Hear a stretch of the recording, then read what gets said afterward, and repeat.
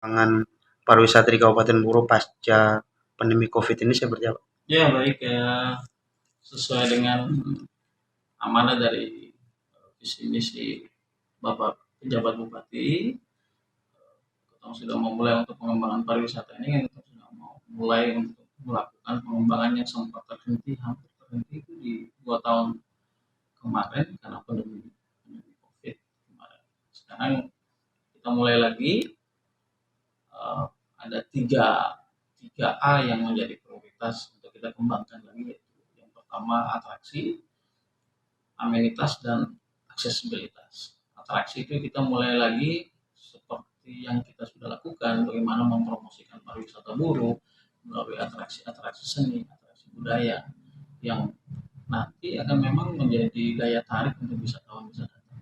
Kemudian amenitas, bagaimana kita memperbaiki semua destinasi-destinasi wisata yang kemarin sempat terhenti, kita perbaiki, kita sempurnakan supaya menjadi tempat wisata yang berstandar baik untuk para wisatawan baik lokal, mancanegara maupun wisatawan Nusantara. Kemudian aksesibilitas ini sama-sama dengan dinas-dinas berkolaborasi dengan dinas terkait, membangun kembali aksesibilitas menuju ke tempat-tempat destinasi supaya masyarakat bisa dan wisatawan juga bisa ke tempat destinasi itu dengan sangat mudah, sangat murah, sehingga kedepannya pariwisata di tahun 2023 makin tumbuh, makin baik.